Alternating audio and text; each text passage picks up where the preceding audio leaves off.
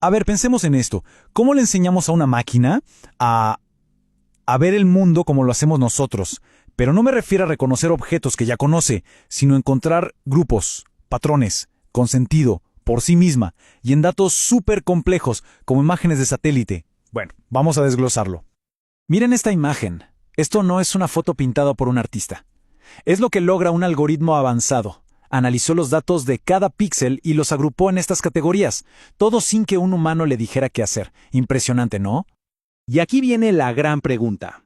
¿Cómo es posible? O sea, ¿cómo un programa de computadora ve un montón de datos crudos y de repente aprende a distinguir entre, no sé, un campo de cultivo, agua o una ciudad, sin que nadie le dé una pista?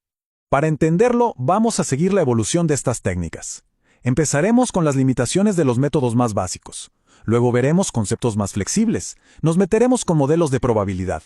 Descubriremos el motor que los impulsa, le añadiremos el ingrediente clave del contexto y al final juntamos todo. Nuestro viaje arranca con un problema fundamental. Los primeros métodos de clustering o agrupamiento eran, digamos, demasiado cuadrados para el desorden del mundo real. Miren, el agrupamiento rígido obliga a cada píxel a decidir, o eres 100% bosque o eres 100% agua, sin grises. Pero la realidad es mucho más ambigua, y aquí es donde entra el agrupamiento difuso o fuzzy. Este método sí entiende los matices y permite que un píxel en la orilla de un lago sea, por ejemplo, un 70% bosque y un 30% agua. Esa flexibilidad, créanme, es el primer gran salto. Y para poner en práctica esta idea de flexibilidad, llegamos al primer algoritmo clave de nuestro recorrido, el K-means difuso, o FKM para los amigos. El corazón del FKM es esta maravilla, la matriz de membresía difusa. Imagínense una tabla de puntuaciones donde cada píxel no tiene una sola etiqueta, sino un porcentaje de pertenencia para cada categoría. Un píxel podría ser 80% urbano, 15% vegetación y un 5% suelo. Así es como captura la incertidumbre del mundo real. Entonces, ¿cuál es el punto? Que al permitir estas membresías parciales el algoritmo se vuelve mucho más robusto. Es menos probable que se quede atascado en la primera solución que parece buena pero que en realidad es incorrecta, lo que los expertos llaman un mínimo local. Puede explorar todas las posibilidades de una forma mucho más inteligente. El FKM es bueno, sí, pero tiene una limitación importante. Como define los grupos por su distancia a un centro, tiende a buscar formas de esfera. Pero los patrones del mundo real casi nunca son esferas perfectas. Piensen en un río que serpentea o en una galaxia alargada. Para eso, necesitamos algo más potente. Aquí se ve clarísima la diferencia. FKM tiende a encontrar grupos que son como burbujas, pero los datos del mundo real, son mucho más desordenados. Los modelos de mezcla gaussiana, o GMM, pueden identificar grupos con forma de elipse de cualquier tamaño y estirados en cualquier dirección, o sea, son muchísimo más flexibles. Es que el GMM le da una vuelta total al asunto. En lugar de solo asignar puntos a un centro, modela todos los datos como una mezcla de varias curvas de campana. Ya no piensa en distancias, sino en probabilidades. Y esto le permite capturar la estructura de los datos de una forma mucho más natural, ya sea para clasificar galaxias o para segmentar clientes en un mercado. Ok, pero ¿cómo hace un GMM para encontrar esos grupos tan complejos con forma de elipse? Bueno, detrás de esa magia hay un motor increíblemente elegante y potente, el algoritmo de Expectation Maximization, o EM. El algoritmo M funciona como una especie de baile de dos pasos que se repite. Primero, en el paso de expectativa, mira los grupos que tiene y calcula qué tan probable es que cada píxel pertenezca a cada uno. Luego, en el paso de maximización, usa esas probabilidades para volver a dibujar y ajustar los grupos, para que encajen mejor con la realidad de los datos.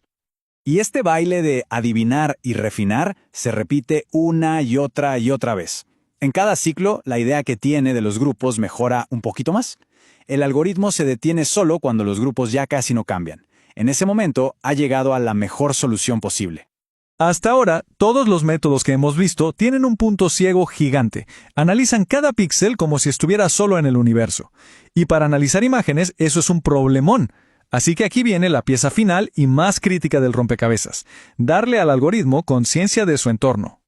La diferencia es brutal. Un píxel no es una isla. Su significado casi siempre depende de los píxeles que lo rodean. Un píxel verde rodeado de más verde, pues es muy probable que sea parte de un bosque. Un píxel azul rodeado de más azul probablemente sea agua. Necesitamos que el algoritmo entienda ese contexto.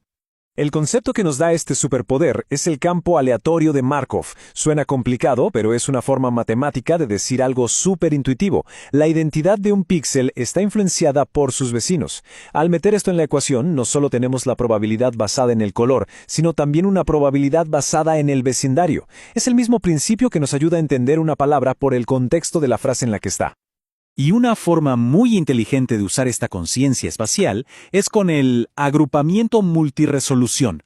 En lugar de atacar la imagen en alta definición de golpe, el algoritmo empieza con una versión borrosa, a pequeña escala. Ahí encuentra los patrones más grandes. Luego usa esa información como un mapa para analizar la imagen a una resolución mayor, y así va subiendo de nivel, construyendo el detalle sobre la estructura general que ya entendió. Y con eso, hemos completado todo el recorrido. Pasamos de una idea muy simple a una solución increíblemente sofisticada. Ahora, veamos qué pasa cuando combinamos todas estas piezas del rompecabezas. Volvemos a nuestra primera imagen, pero ahora ya sabemos el secreto detrás de ella. Esto es el producto de un modelo de mezcla gaussiana, capaz de encontrar formas complejas, impulsado por el baile del algoritmo EM, y lo más importante, enriquecido con una conciencia espacial que entiende que los píxeles vecinos importan. Es la fusión perfecta de probabilidad y contexto. Entonces, para resumir, pasamos de decisiones de blanco o negro a membresías flexibles. Luego, dejamos de buscar simples burbujas para modelar la estructura real de los datos con GMM y probabilidades. Entendimos que el motor de todo esto es ese ciclo de adivinar y refinar del algoritmo EM. Y finalmente, el ingrediente secreto fue añadir contexto. Reconocer que, en una imagen, ningún píxel es una isla.